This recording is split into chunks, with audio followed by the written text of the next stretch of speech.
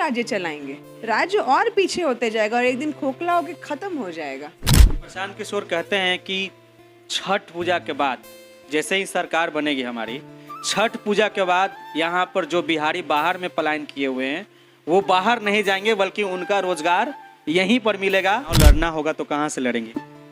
समस्तीपुर जन्मभूमि है मेरी, बाकी तो पार्टी डिसाइड करेगी।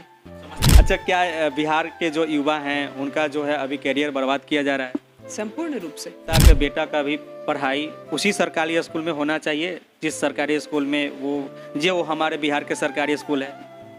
ये तो उनसे पूछिए कि वो करेंगे कि नहीं। आज तक तो मैंने किसी को पढ़ते हुए नहीं देखा। पर बिहार में शराबबंदी है, प्रशांत किशोर बोलते हैं कि शराबबंदी हमारी सरकार बनेगी तो हटा दी जाएगी।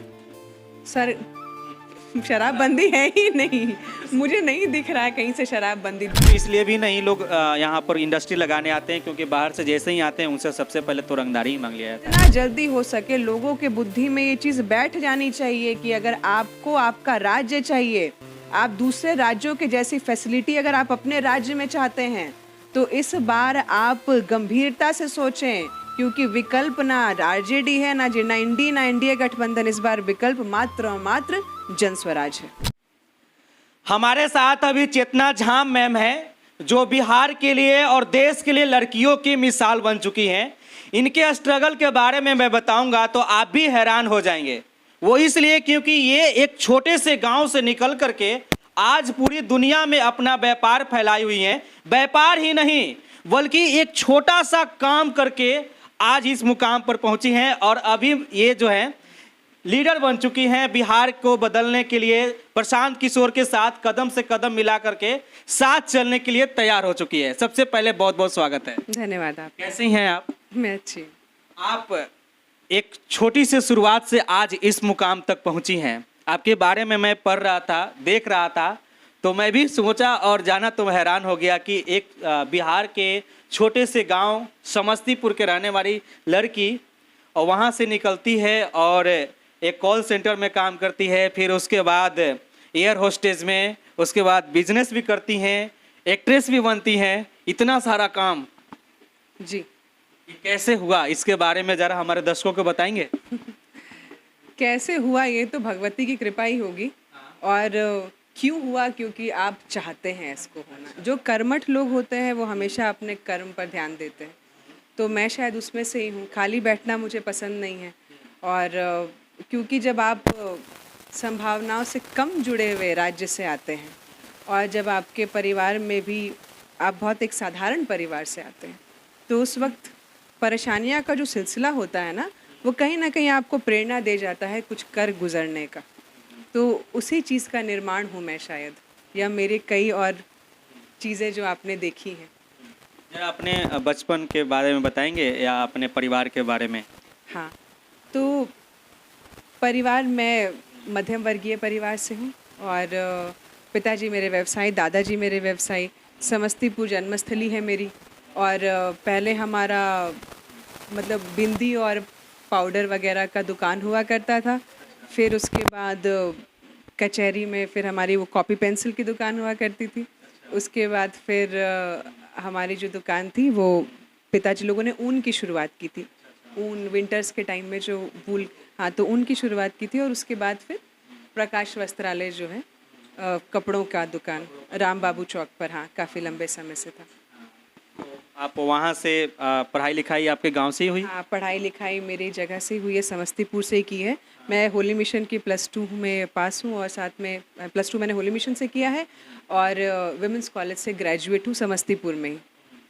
तो आप एक साधारण परिवार से आती हैं, तो समस्तीपुर से कैसे आप बाहर निकली उसके बारे में ज़रा बताइए। वो मोमेंट जो है आपके काफ़ी बदलाव वाला रहा होगा। जी जी, मुझे याद है वो दिन जब बातचीत चल रही थी कि लड़कियों को क्या करना चाहिए। और सबसे तकलीफ़ की बात यह है कि मेरा प्रकाश वस्त्रालय खुद का दुकान होते हुए भी एक बेटियों को ये अपॉर्चुनिटी नहीं थी कि आप दुकान पे बैठ कर के दुकान को और बड़े लेवल पे चला सके।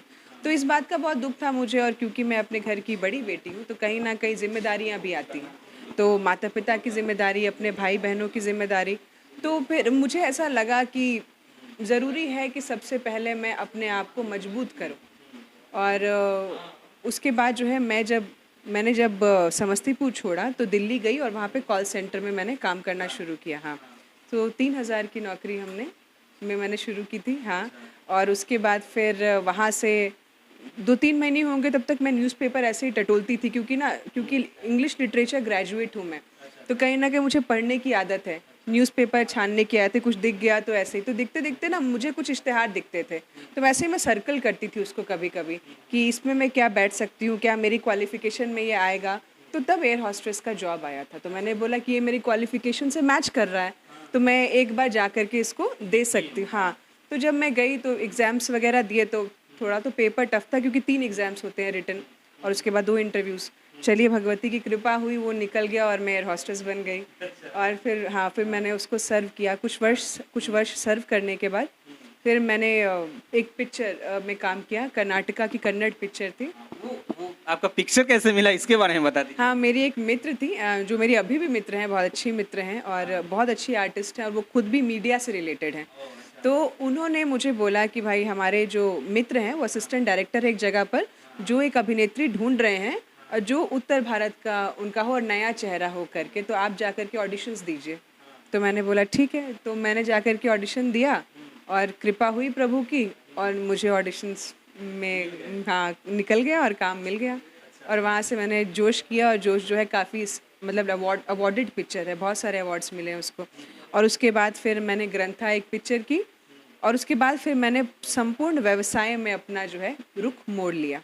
अच्छा, आपका ये व्यवसाय जो है, जो पहले का परंपरा जो आपका व्यवसाय था, परंपरागत जो आप बता रही थे, बिंदी का, रुई का, वो उसी व्यवसाय में है? हाँ, तो क्योंकि कॉस्मेटिक्स मतलब मुझे अच्छा लगता है, तो एक अभी विंग हमने अभी कुछ वर्ष हुए हैं मुझे, पर मैंने वो विंग तैयार किया है जो कॉस्मेटिक्स में डील करता है, तो सीरम्स वगैरह जो हैं वो लॉन्च होते हैं और लेज़र इक्विपमेंट जो फेस पे जो आजकल फेशियल मसाजर्स वगैरह आते हैं, तो उन सारे चीज़ों का भी निर्माण हमारी आपका कंपनी। व्यापार अभी कहाँ कौन से देश में फैला हुआ है? मेरा व्यापार बहुत से देशों में है, पर हम लोग जो सेंट्रिक हैं वो है यूएस, यूनाइटेड स्टेट्स में है हम लोग, यूरोप में भी कुछ जगहों पर हैं, चाइना में है ही सही, थाईलैंड में है और सिंगापुर में काफ़ी अच्छे हैं। आप इतनी अच्छा बिजनेस कर रही थी, इतना अच्छा व्यापार भी आपका है, ये सारे चीज़ छोड़ छाड़ के अभी जो है आप जन सुराज के साथ जुड़ी हुई हैं और बिहार बदलाव में जो है आप जन सुराज यानी कि प्रशांत किशोर के साथ कदम से कदम मिला करके चल रही हैं, ऐसा क्यों? और प्रशांत किशोर के ही साथ क्यों आप जुड़ी? देखिए, जीवन में कुछ छूटता नहीं है, आप कुछ छोड़ नहीं सकते, लेकिन आजकल सिस्टम इतना अच्छा हो गया है कि हर चीज़ एक्सेसिबल है। अब आप काम कहीं पर भी कर सकते हैं, तो कंटिन्यूटी में काम तो चल ही रहा है। जहाँ तक बात है कि सब कुछ छोड़ छाड़ के, हाँ, अपने समय को मैंने इस तरफ मोड़ दिया। इसलिए मोड़ा क्योंकि जब मैं प्रशांत सर को पिछले कुछ समय से फॉलो कर रही हूँ और उनकी बातों से, विचारधाराओं से काफ़ी प्रभावित हूँ, और जो हमारे पार्टी का लोगो है, सब अच्छी सोच, सच मतलब जो जो लोगो है करके हमारे उसका, कि सही लोग, सही सोच और सामूहिक प्रयास। तो जब आप इस लाइन को आप सुनते हैं तो आप खुद ही उससे अटैच हो जाते हैं, और कहीं ना कहीं मेरे मन में भी ये था कि भगवती ने जितनी मुझ पे कृपा प्रदान की है, मैं उससे तो अच्छा कर रही हूँ, मैंने अपने परिवार के लिए अच्छा कर लिया, अपने लिए, कई और लोगों के लिए भी अच्छा कर लिया, लेकिन इसके बाद क्या? अच्छा, जब भी, क्योंकि मैं अपने समस्तीपुर क्षेत्र से बचपन से ही जुड़ी हूँ और बहुत लोग मुझे जानते हैं, तो उसमें क्या होता है कि कभी कुछ उनको कुछ ज़रूरत होती है तो हमसे पूछ लेना, कह देना, तो ये सारी चीज़ें मैं करती आ रही हूँ। पिछले साल भी जब हम लोगों ने जो चीज़ें मैं कहती हूँ वो मैं करने का पूरा प्रयास ही नहीं, उसको ऑलमोस्ट कर ही देती हूँ। जैसे कि लास्ट ईयर हम लोगों ने बहुत बड़े पैमाने पर साड़ियाँ वितरण किया था, और काफ़ी जो है छठ की पूजा की सामग्री वगैरह भी वितरण की थी।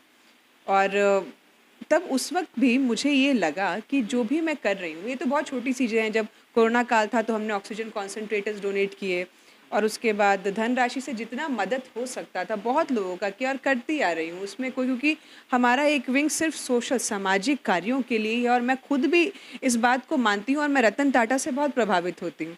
तो जितना सामाजिक कार्य उन्होंने किया है, कहीं ना कहीं मैं चाहती हूँ कि ईश्वर मुझे वो कृपा प्रदान करे कि मैं अपने राज्य की, अपने देश की सेवा उस तरीके से कर पाऊँ, ताकि जब मेरा जन्म छूटे तो मतलब प्रभु ये तो बोले कि तुमने अपने जीवन में कुछ तो किया, कुछ तो अच्छे कर्म हासिल किए।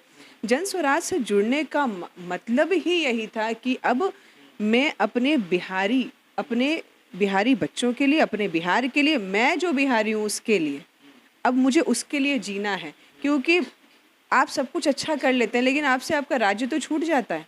मैं आती हूँ या मिलती हूँ और जब भी सोचती हूँ कि कुछ और बड़े पैमाने पे किया जाए तो सुरक्षा का डर रहता है। फिर लोगों से भी यही सुनती हूँ, अभी रिसेंट केसेस आपने देख रहे हैं जो हो रहे हैं लगातार। तो ये सारी जो चीज़ें चल रही हैं वो बड़ा डिफ़िकल्ट रूप ले रही हैं। अभी आप बिहारी बिहारी कई बार बोली, तो बिहार के बाहर बिहारी बोल करके लोग गाली भी देते हैं। आप भी बिहार से बाहर कई जगह पर रही हैं, क्या ये सही बात है? हाँ, वो मैंने भी सुना है।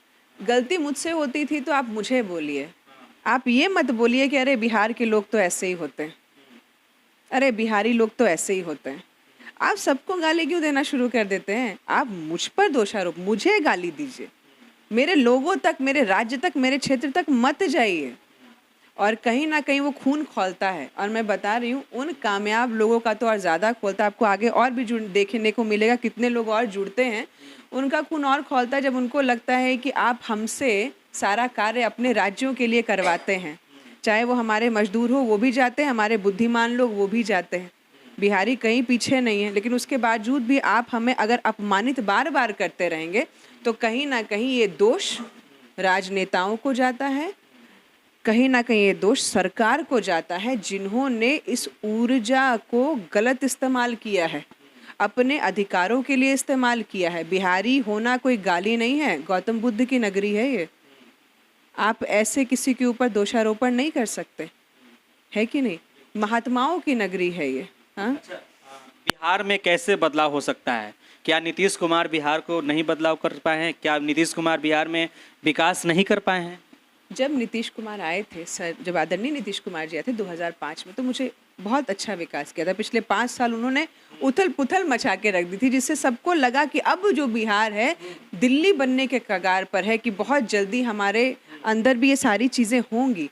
लेकिन जब 5 साल के बाद जब फिर से वो वही वातावरण, वही माहौल की फिर से निर्माण शुरू हो गया, तो बहुत दुखद परिस्थिति हो गई। और आज तो ऐसी स्थिति है कि आप देख ही रहे हैं कि सब लोग अपने अपने जीविका के लिए ही हाथ पैर इतना ज़्यादा मार रहे हैं।